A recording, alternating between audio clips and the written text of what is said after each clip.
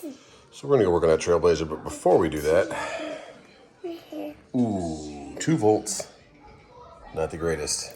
These are the batteries that came with those little motorcycles they ride around, and they are not charging at all anymore. So order some new batteries. That's a little voltmeter thing. You spin it. Around. Yeah, you turn around. Turn. Yep, turn. There you go. All right, let's get that TrailBlazer fired up. Get it in the garage and get it on jacks, and we'll replace this. I forget what it's exactly called, but it's a canister, like a breather for the fuel tank. But it has a reading on it. That's what we're getting our check engine light. So if you have this check engine light code right here, then this is how you fix it.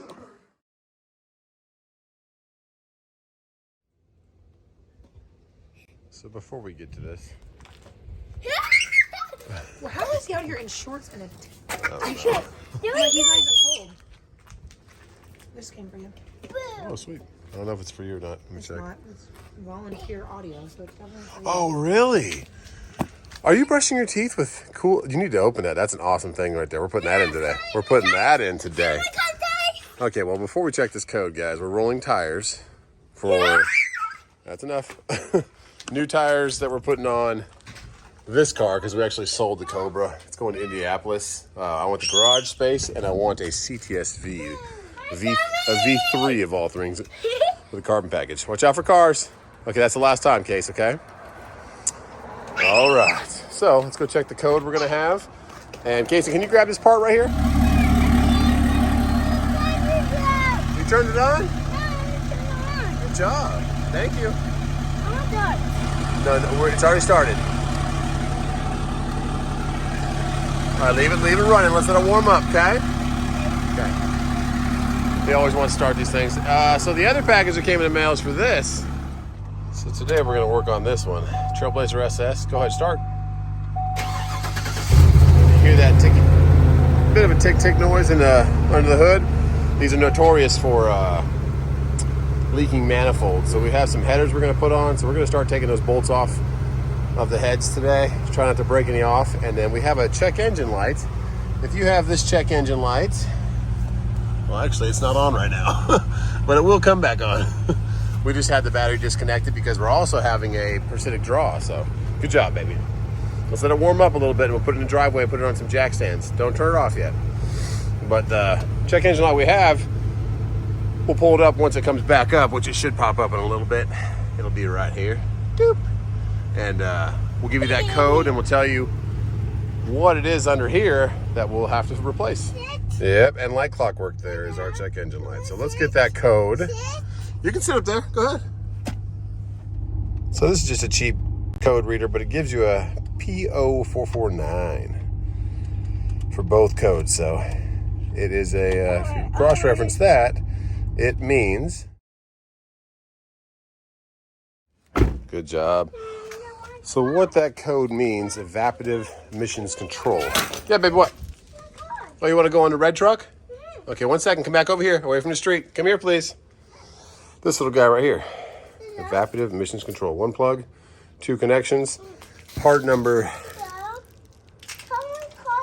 125975. So if you have that code, yes, baby. Thank you. No, this key goes to that truck here. There you go. And then a little tick. You're welcome. A little. No, wait for cars. Wait for Dada. That little ticky noise. We have new manifold header bolts, and we have some. In case to break off one of the heads, because that's going to happen, even if you get them hot. Yeah? Okay. But we're going to get this thing up in the air after he plays in here.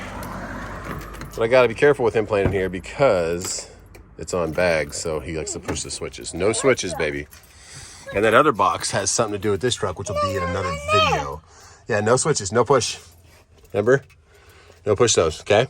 Let's get this truck in the air. What's up? Yeah, we already started this one. So it's about $20, guys, for that part, and it has this bracket. I've already pushed this up to release it, to pull it off, and then you can just put it on the old one. I guess they give you that in case you break it. Third BB completely destroyed.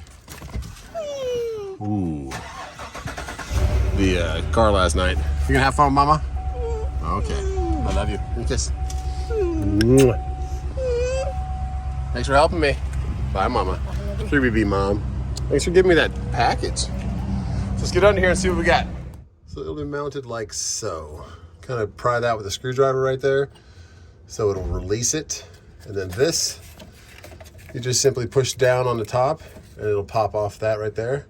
And then there's a little plug under there, which is this red one. You just pull this up and that will release it. Once you got it out, you replace it like so. But that's your little evap canister.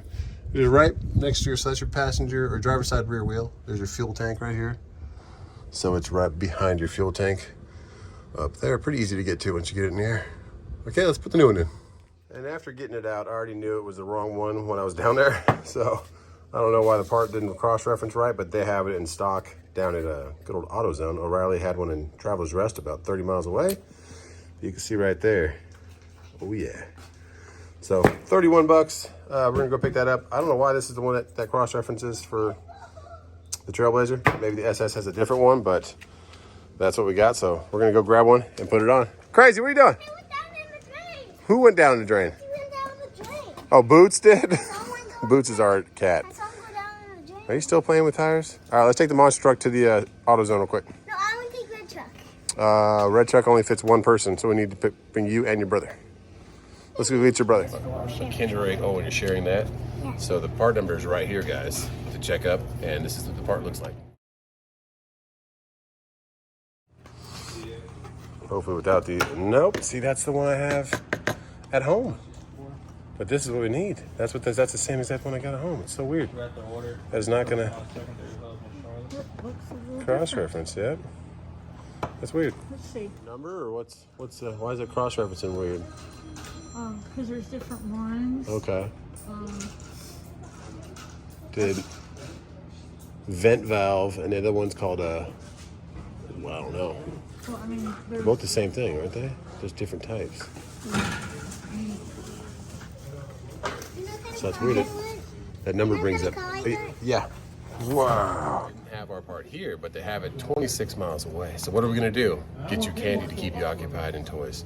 But if you do look up this at your local parts store, there's like 3 different kinds. So make sure you find the one that looks like the one you have. All right, and thanks for looking those up for us. You've been awesome. What card you get? Wow, that's so cool. So that's kind of crazy. So I guess get under there and look which part you have, because I guess that other one maybe for the V6 model. I don't know, but ours definitely has a different one that looks like this. And we have to take a little drive now, and about a 14-mile drive to. I'd rather just get it from the store that has it in stock instead of coming here at Christmas Eve tomorrow. Get it all put button back up, start working on the headers, and then work on the other truck. But let's go get the right part. The right part first from the other AutoZone. Okay, we have our parts. And so doing some more research at the last AutoZone, he really was informative.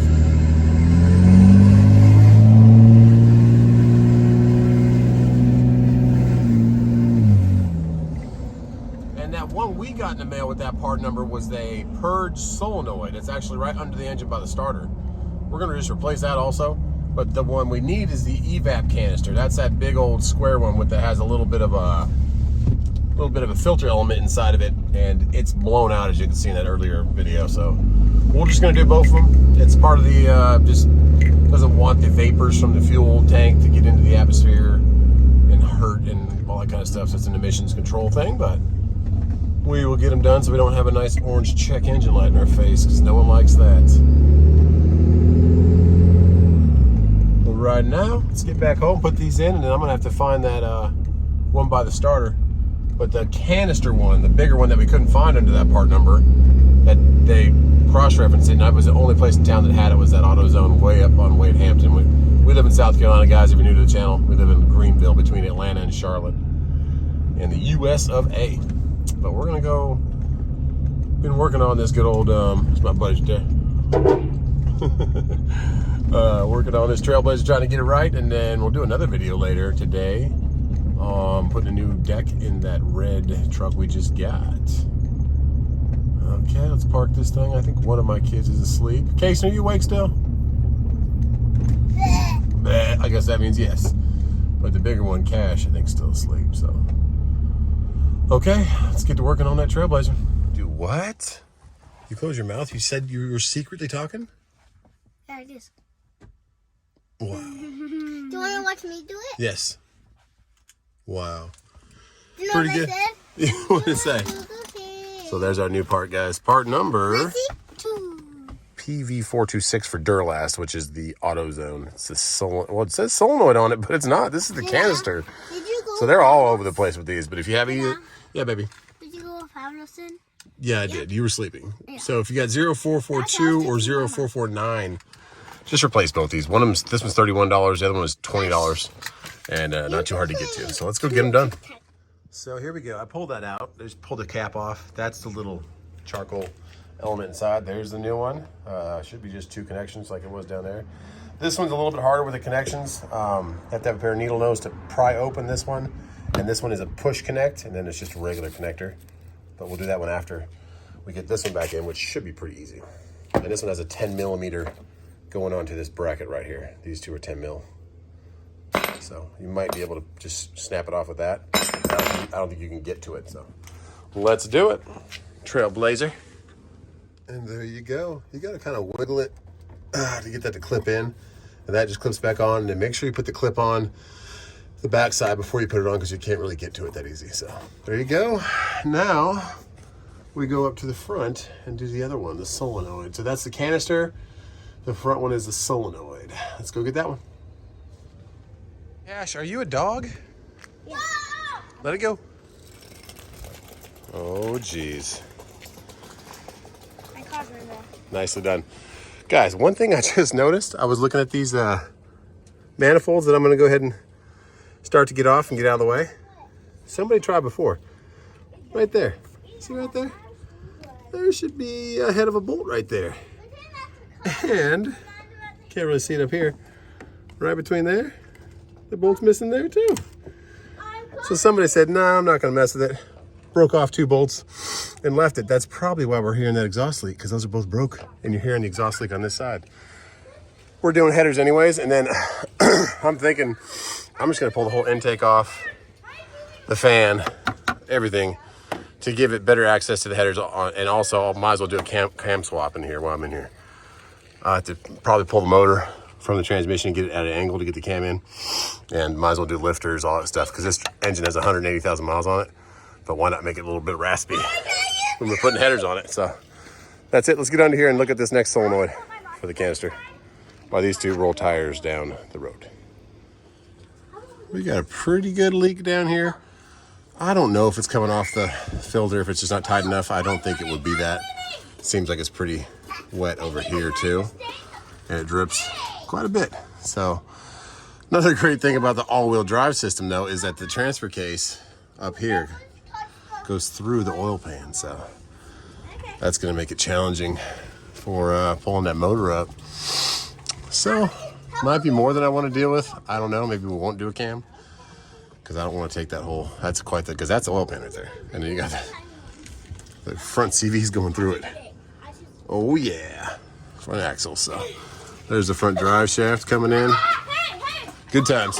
But let's look for because the solenoid on the other was right by the starter up here, but this is the 6.0 SS, so it might be somewhere else because we have all this. So let's see if we can find it. I'll hold the phone. This video will be informative because this little guy is sitting right there. I was just looking through the engine bay, kind of looking at stuff, and we just gotta take that connector off, those 2 connectors off, and so on the 6.0 TrailBlazer, it's right there, guys. Just get your cover off for your intake, and so we already took that off. We've got a lot of stuff off.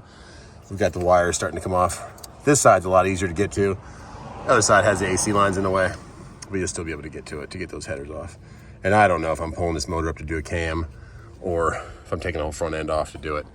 But we might just get the exhaust going and then get the cam at another time. We definitely need to get the exhaust because they just broke the bolts off the other side. Have some fun. Let's do it. Let's get this info. So you get the connector off pretty easy. Pull that back. This little guy, just push it down and wiggle on it. See how it's spring loaded? Push that down and it releases. The last one is tricky. I got it off of the bracket right here, push that back to release it. And then once it releases, I moved it back over here and twisted it up, because you have to take this little guy and push it. See how I did that? Push it down and over and up, and that will release it. You need two hands, but you need to push that up, and that will release it. So we'll do that and put it back together. When you're putting it back on, put this on first before you rotate it back in on the clamp, because you're not gonna have enough clearance to get it behind the alternator. So do that, put your clip back in, make sure your rubber grommet's still on there, and then put this guy on. There you go. And that is it, guys. So both of those are replaced now. That was our mission for today. Who knows if that was bad, but it was $20. So why not replace it? And then we'll get those header bolts another day. But this shouldn't be that bad. This shot is gonna be a little bit harder, but I can't believe two of them broke off. That's exactly why. We have an exhaust leak, and I might just pull the whole top of the motor off, start taking this front clip off so we can do a cam and some headers. Sound good? I really want to see how I got a seal. Maybe I need to oil pan gasket. I don't know, but I don't like it leaking. No one likes their stuff leaking. But with all-wheel drive, makes it a little harder to get it out. Okay, let's put this thing back on the ground. I'm gonna leave it in the air, because we'll start ripping stuff apart of it, but we'll at least put those spark plug wires back on, start it, and see if it cleared a code. So we've deleted the codes. Now we're gonna start it. And they go away. We will see if they stay off though, right, Cash? We're gonna see if they stay away. And this truck has a problem also with, after a couple of days, if you don't disconnect the battery, the battery dies, brand new battery. So it has a parasitic draw somewhere. You can test it in there, but a lot of people are saying it might be this. So we're gonna just pull this and disconnect it and leave it be and see if it starts up again after. And also, the back hatch has a mind of its own. This right here plugs in to the windshield wiper, which does not work at all for the rear windshield wiper. So look at the wiring job that has been done here. I don't know what we got going on here, if they just taped it to these ones, but some stereo was done and it was not done very well. We're also gonna pull that out and just gotta see what was going on back there, because that might be part of the problem too. All kinds of fun stuff with the TrailBlazer, but hey, we don't have a check engine light anymore, and I'm happy about that. Hope this helps somebody with the check engine thing. Sorry about everything else we got going on. I don't know if you have those same problems with your TrailBlazer, but this thing has 180,000 miles on it, so it is gonna have some leaks, stuff like that, but we're gonna make it sound a little bit better and hopefully not drain the battery anymore. Let's get that cluster out. God bless you guys, and I hope that helps with the Evap code 449 and 442. That is where they are on a 6.0 liter TrailBlazer SS. Okay guys, till next time, God bless you, and thank you for checking out 3BB. Cash, say see you later. See you later. See you later.